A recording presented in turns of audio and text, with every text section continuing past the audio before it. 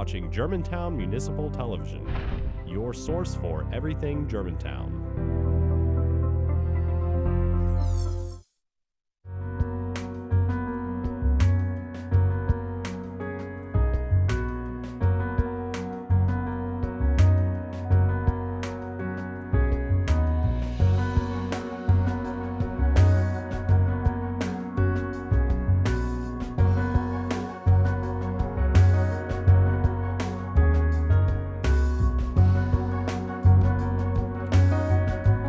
Focus on Germantown, and thank you for joining us. I'm Mayor Mike Palazzolo, and it's my privilege to be your mayor and host.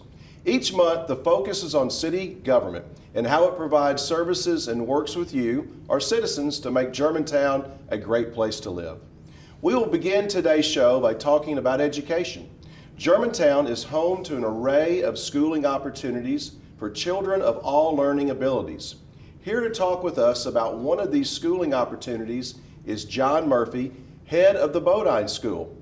Then Pam Beasley, Germantown Parks and Recreation Director, will be dropping by to chat with us about the Parks and Recreation Master Plan and the new Welcome Cottage at the Bobby Lanier Farm Park. Finally, we will end the show talking with Police Chief Rodney Bright and Germantown Fire Marshal Jody Dwyer as they give us some of their tips to stay safe this holiday season. But first, I'd like to welcome John Murphy to Focus on Germantown. We're happy to have you here today, John. Well, thank you for having me, Mike. We appreciate it at Bodine. Well, hey, Bodine is a kind of a well-kept gem and secret in our city, and I'm glad you're on the show today because you can help our viewers understand more about the Bodine School. It's tucked away in a neighborhood in Germantown. It's been serving children for many, many years. Give us a little bit of the history of the school. Well, we're starting this is our 45th year in existence, and we sit on 6 acres that was formerly the Bodine's property. Bodine School is a elementary school, grades 1 through 6, and we focus on helping children with dyslexia. That's our singular mission, to work with elementary children that have dyslexia. And that has been the mission of the school since its inception, when it was started by the Bodines. Well, and you draw, not like traditional schools, do you draw from literally this entire region or even outside the region? We're the only school for dyslexic children in the Mid-South. So there's not another one like us in Tennessee or Arkansas. You've got to go deep into Mississippi. And there are some deep into Alabama, Kentucky. So there's a wide range of area that we serve. Yes, we have a family that comes up from Oxford, family that comes from Tupelo. We have a parent who moved here from Jackson, Mississippi, just to go to Bodine. Our education is very specialized. Well, and please help our viewers understand a little bit about dyslexia, what that means to your students, and I guess educate us a little bit about. Well, dyslexia is a neurological disorder. So it is mainly identified as difficulties in reading, spelling, and writing. Those are the main difficulties. And it's often confused that it has something to do with a person's intellect, and it doesn't. These children run the whole scale of intelligence, and it has nothing to do with their intelligence. It is a reading decoding disorder. You have difficulty assigning a sound to a symbol, and that makes it very difficult for you to read, to write, to spell.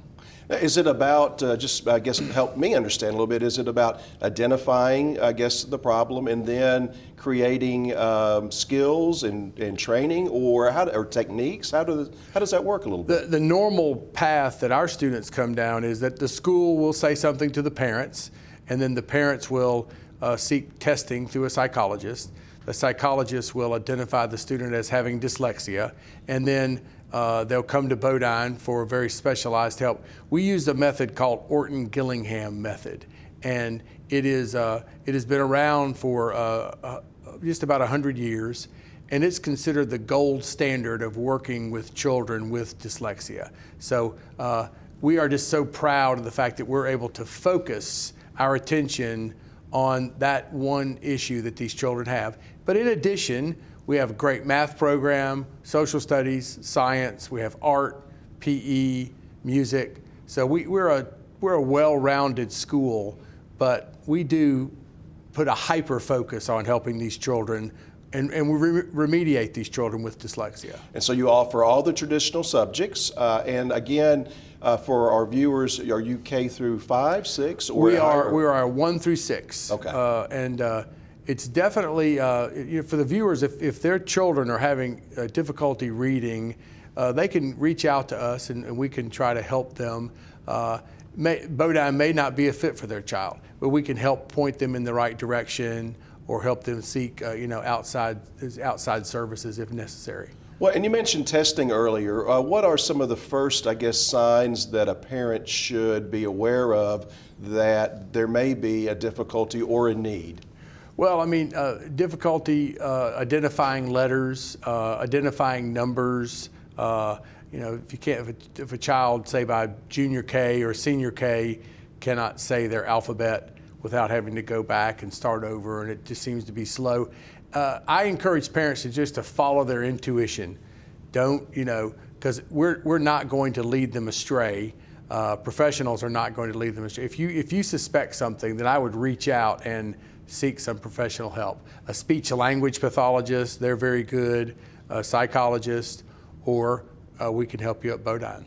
I've been on your campus several times. Tell us a little bit about some of the community outreach that you have. You generally have a couple of open houses a year and other things that you do in the community. Just share some of those things. Well, if people will go to our website, bodineschool.org, and there we list on their activities that we do. We're having a book fair coming up soon. We're having an open house again in January. We try to have those every other month. We give individual tours.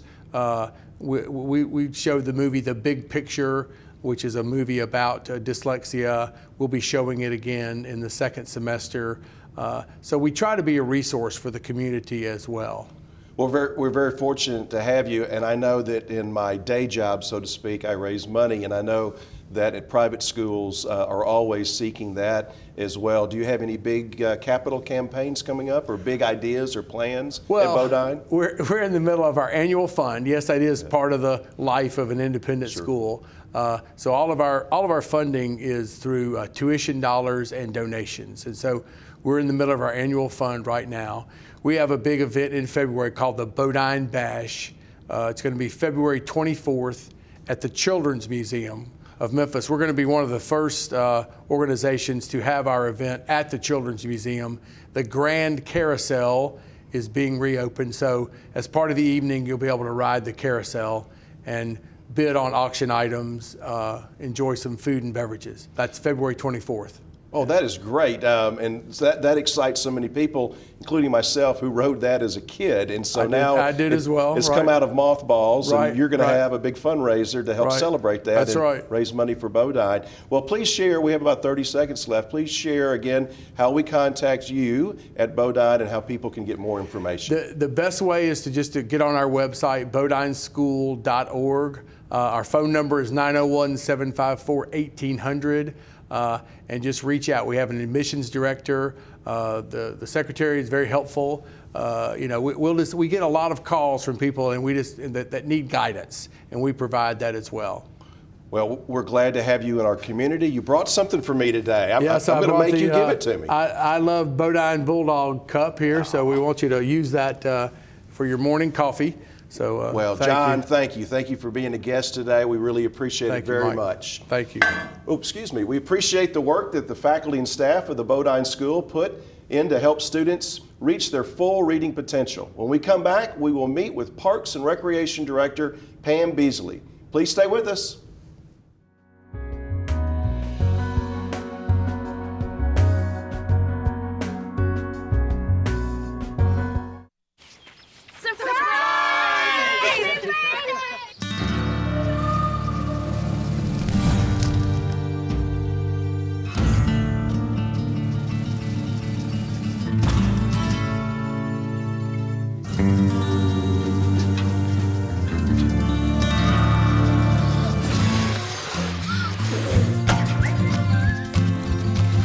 Preventing wildfires.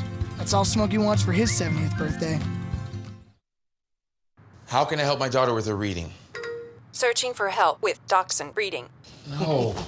Let me try. Sarah's bright, but when she's reading, she has trouble sounding out words. Playing world music. What? I give up. Wait, I was trying to show you how Sarah feels every day. Frustrating, isn't it? Redirecting to understood.org. Join parents and experts at understood.org, a free online resource about learning and attention issues to help your child thrive.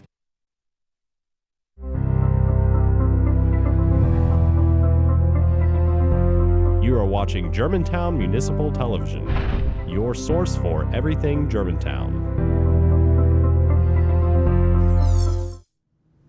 Welcome back to Focus on Germantown. We are so lucky to have 29 community parks that cover about 750 acres of our city. With us now is the Director of Parks and Recreation, Pam Beasley. Pam, welcome to the show. Thank you, Mayor. Pleasure. I always like it when you're on this show because we find out about what's new and exciting in the world of parks in Germantown. One of the things I know that we have gone through a process over the last few months to have a comprehensive parks master plan. The work is not finished yet, so we're not going to talk about results, but help our viewers and residents understand about the process, who we hired, how long it's taken, what kind of input and feedback, those type of things. Sure. First, Mayor, I think I have to begin with why did the Parks and Recreation Commission want to go through this process? And as you know, I believe that one of the strengths of our city is in the area of strategic planning. In 2016, Germantown produced our Germantown Forward 2030 plan, and the Park Commission, we stepped back and we said, do we have a master plan that aligns with the mission, vision, and values of our strategic plan? And the answer was not quite. So that's why we wanted to go through the process. And we believe that this plan will set clear direction for our current needs as well as the future. Well, and I know we engaged a someone who's very reputable, and share with us who we hired for that and what work they've done around the country.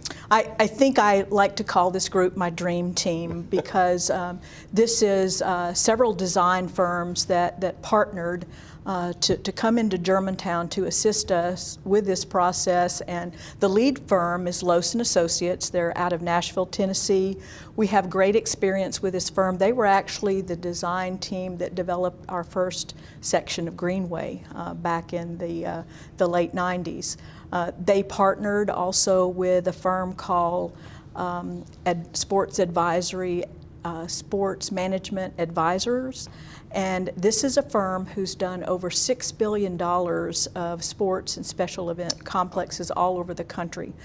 So they have great expertise in that area.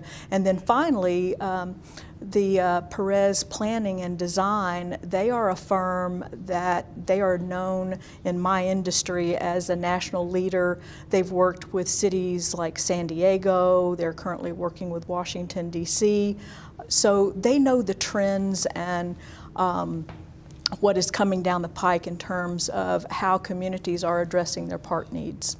Speaking of community, help us understand how the community's been involved. There's been a series of open meetings and many people have participated. Give us a feel for that. One of our goals in developing this plan, Mayor, was to have very strong public engagement. So we started off with a kickoff meeting in July. We had it at the Pickering Center. We had great attendance. Over 140 different individuals and groups that attended that meeting. Shortly thereafter, we put up a community survey and basically asked our citizens, you know, what do you like about our current park system, and what would you and your family desire if we could improve upon that? And we had over 700 individuals take this survey, and our design team said they've been working all over the country and they didn't see participation like this in that type of survey. They came back to Germantown in August and really gave an overview of what the survey results said. And then finally, in October, they presented in a public forum the preliminary master plan. Since that time, the design team has been taking feedback and comments to work out our final plan. Well, over 700 people is amazing, especially with a city of 40,000. The survey, because I took it myself, it took about 30 minutes. It was very comprehensive, and I was very impressed that so many people invested time. But we know that's our community. Our residents are engaged. They like to share their opinion. They like to participate as well. Well, without giving any surprises away, because it's still preliminary, what are some of the initial things that you have found that our community is telling us and our consultants are telling us? I believe what we're going to see is there are several parks that are our most used parks that need a redesign for today's needs, and again, looking into the future, one of those being Municipal Park. So there are some proposed improvements and enhancements to that park, not only in the way it's laid out, but how it is used. We see it as more of a central urban center city type of park. Obviously, the 100 acres of parkland along Poplar Pike, from these soccerplex all the way to C.O. Franklin Park, we're looking at a redesign of those parks because it's our largest parcel of public land and it is the most used parcel, so we're looking at that. Cameron Brown is also a very highly used park, so we're looking at how we can't gain land in that park, but we certainly can make it more efficient in how it's used. And then finally, and this is most important, Mayor, is looking at forecasting build out, and especially with the increase in youth participation, both in recreation and sports, we've identified the need for additional land to develop a long field sports complex for the future. Well, speak to this, because I've read some of the preliminary findings. One of the things that I found to be something that pleased me, our community values our park system, and they are willing to make an investment in that. There were some questions that kind of geared toward that. Did you find the same thing in your reading of some of the findings? Yes, in fact, one of the survey questions was, if you had $100, how would you allocate those dollars? And majority of the people said, first and foremost, that they would reinvest in what we already have. We have a great park system, but we know that there is room improvement on the maintenance and upkeep of those parks, so that's number one. Number two, people said that they would be willing to pay, whether it's user fees, taxes, or other revenue sources coming from the public, they would be willing to pay for those amenities, that those amenities were important to their quality of life and for their family. Wow. I tell you what, we could continue this conversation for another segment, but how much excitement we have on our park system. So thank you, Pam, for being here today. With a park within about a half a mile of every neighborhood, our parks are one of the many gems of our community. After this short break, we will speak with Germantown Police Chief Rodney Bright and Germantown Fire Marshal Jody Dwyer. Back after this.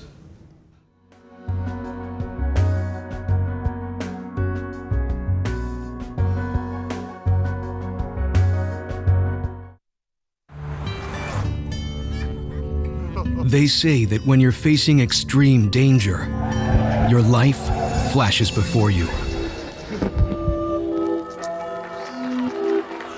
If you think that's sad, consider facing it before you even have enough life to flash before your eyes. Deaths and injuries can be prevented by using the right car seat. Visit safercar.gov/the-right-seat to know what is appropriate for each age and size.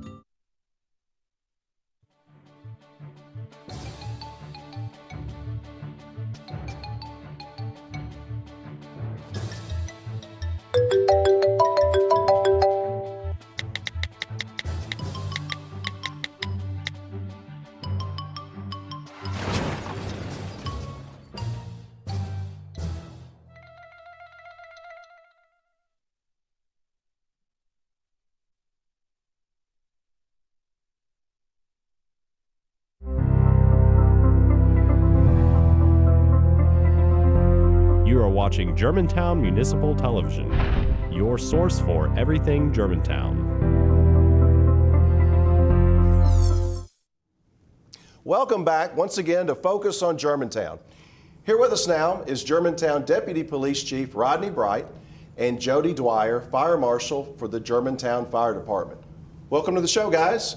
Thanks for having us, Mayor. Always love having police and fire on the same show, the same set, and they get along so well together. So this is a great show for me today. Well, speaking of protection, whether it's police or fire, we'll start with our fire marshal. The holiday seasons are approaching. We want to have fun. We want to have festival meals. But we also want to be safe. Help our residents understand some of the things they can practice, whether it's with Christmas tree or lighting and other things that will make sure that everyone has a great holiday season. Absolutely, Mayor. Well, with every Christmas holiday and every Thanksgiving, there's opportunity for some trouble. So with that, what we like to do is inform everyone whether if you're going to be frying turkeys, and turkey fryers have become very popular as of late. So with that, we would like to have those people who do purchase a turkey fryer and they want to fry a turkey is to follow the recommendations of the manufacturer. And typically, that is keeping the turkey fryer away from the house at least 10 feet and not using a frozen turkey when you place it into the turkey fryer. Make sure the turkey is thawed. Because we have responded on several fires due to turkey fires. Some of these things seem like so much common sense, but you're responding to them with a lot of frequency. Yes, sir. There's about 1,000 fires each year, not in Germantown alone, but 1,000 fires that are due to turkey fires. So it is a problem, and we just ask that you just proceed with caution. And again, we always talk about Christmas trees and how we make sure that they're maintained properly. Please give us some reminders on that as well. Yeah, on your Christmas trees, especially if you use a live Christmas tree, you'll make sure that it's watered daily. Cut the end of the trunk off before you place it in your stand, and then make sure that you keep it watered daily. And if you have children or dogs or pets, make sure that they're not drinking the water or playing in the water. I always check that level because that's what happens most often than not, more often than not, is that the tree dries out. And should, again, common sense would say you probably should turn the lights off at night, but are there things that you would recommend as far as Christmas tree lights or decorations or those type things that we should stay safe of, or that type thing? Absolutely. You want to keep the tree away from any kind of combustibles, including candles or fireplace. Make sure you have a 3 feet safe distance around the tree. And you want to go to LED lights. LED lights put off minimum amount of heat. And just check the wiring. If the lights have a short in them or they're blinking, replace them. Great advice, and I'd like to turn to our Deputy Chief. During the holidays, we are so thankful that we've got many shopping centers in Germantown. One of the things that people love about Germantown, we have a sense of small town, but we also have big town amenities so you can shop. A lot of people come to our city to shop because they feel safe and secure, so we thank GPD. But please help our residents and our visiting shoppers understand that other people like to maybe get their gifts and presents before they're giving or out to their family. So how can our shoppers and our residents protect themselves during the holidays? Absolutely. Thank you, Mayor. Certainly we take a lot of pride in knowing that Germantown is one of the safest cities in Tennessee, but we know that doesn't happen by accident. And this time of year, we have a focused effort in our new and not so new shopping areas, and we want everyone to feel safe when they come out here and spend their tax dollars. And we'll be working hard to staff those areas appropriately with extra resources. But just as you mentioned, I think maybe the first thing to speak about would be just an understanding that, yes, we are in a safe city, but crime certainly could happen anywhere. And we're usually around the holidays, it's about thefts and taking people's property out of their cars or whatever. And one way to prevent that is to not provide that opportunity for someone looking to do that. And I would say that starts a lot just by being personally aware that those things happen, and be aware of your surroundings when you're going to and from your car, and don't load yourself down with packages. And after you make that purchase and want to secure your car, do it in a way that's not viewable or observable to someone that may be passing through shopping outside the store. Well, and also reinforce, because again, so many things are common sense, but our people need to hear them several times. What about displaying boxes after Christmas and those type things? What should people do with all those big ticket item boxes and other things so that people don't know what they got for Christmas? Well, I know that certainly it's an exciting time to get new stuff, but I think just being thoughtful in how you dispose of your packages and boxes, and you can cut those up into smaller pieces, or you may want to be a little patient when you put those items out to the curb. If they won't go fit in your trash container, then maybe not right after the holidays, maybe a better time. Just take a little time before you put that out there by the street, and if you can, cut it into different pieces. And you don't want to advertise to maybe somebody that's out in the neighborhood who may be looking around for someone who got some new gifts. Well, in July 1st of 2016, we started a 7th police district. Please share with our residents where that police district is and how that gives us actually more coverage throughout the city. I think it's really important. We saw the need developing, so to speak, in our central business district, kind of our downtown area, and then through some strategic planning with the department and the board of mayor and aldermen, and let us hire those police officers. So we have a pretty small concentrated area, mainly bounded in the popular Germantown, Neshoba, North, kind of the Eastern Gateway, Saddle Creek areas, that we really have, it's kind of a dense area as far as shopping, and we wanted to maintain a constant presence there. So we've done that, and it's worked well. But also, we have some additional capabilities during the holiday season. We do have a reserve program who are a group of volunteers that come out and normally are working our special events like our holiday parade that'll be coming up. But during the shopping season, we allow them to get out in some of our marked cars and get some extra patrols and foot patrols in our high density shopping areas. So they'll see us, they'll see our reserves, and certainly we work on that partnership. Our residents love having that presence. Fire Marshal Dwyer, you'll love this because you're getting the last word on this segment.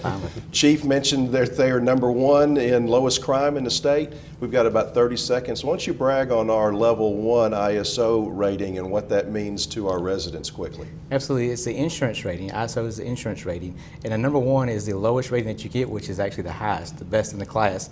And as with Germantown, we are best in the class in the state of Tennessee right now as ISO. Well, you heard it from GPD and GFD. I'd like to thank all of my guests for being on the show today. I'd also like to thank you, the viewers, for taking the time to focus on Germantown. If you'd like more information about this or any of the other shows on Germantown Municipal Television, please visit www.gmtvonline.org. We'll see you when Focus on Germantown returns next month.